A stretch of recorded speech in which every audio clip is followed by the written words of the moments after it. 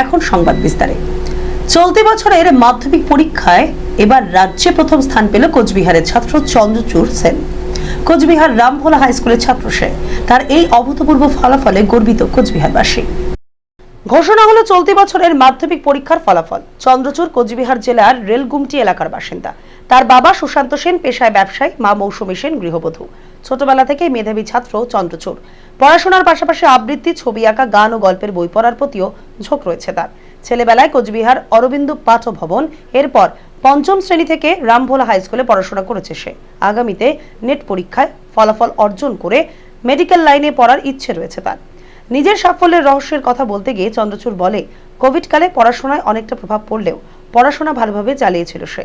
কোনো বাধা রুটিনে চলেনি চন্দ্রচূড়। যখন মনে হতো তখনই পড়াশোনা করে সে।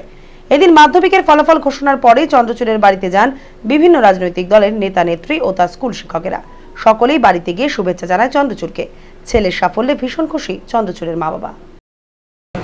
অ্যাকচুয়ালি টিম্বার মার্চেন্ট আর তাছাড়া কন্ট্রাক্টর। স্কুলের ভূমিকা কি বলবে পড়াশোনার ক্ষেত্রে? হ্যাঁ, অবশ্যই এখানে একটা কথা বলার যে করোনা অতিমারি কাল তো আমরা সকলেই সাক্ষী থেকেছি এবং এই কথা একেবারেই কারো অগোচরে কারো আর কি অপ্রকাশ্যে নেই যে করোনা অতিমারির পরবর্তী যে উত্তর পর্ব সময়কালটা, সে সময় স্টুডেন্টদের একটা স্কুলমুখী প্রবণতা খানিকটা কমে গিয়েছিল।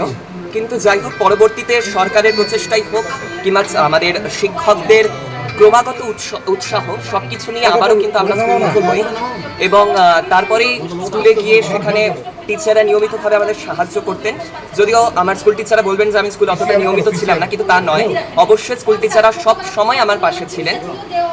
তারা সবসময় আমাকে উপদেশ দিয়ে গেছেন এবং বলে গেছেন যে আগামীতেও অবশ্যই সাহায্য করে যাবেন। সুতরাং এইভাবে আমি ভাব করি না যে স্কুলদের আলাদা ভূমিকা রয়েছে। আমি মনে করি এটা একটা যৌথ ভূমিকা, যার মধ্যে প্রত্যেকেরই একটা গুরুত্বপূর্ণ অবদান আছে।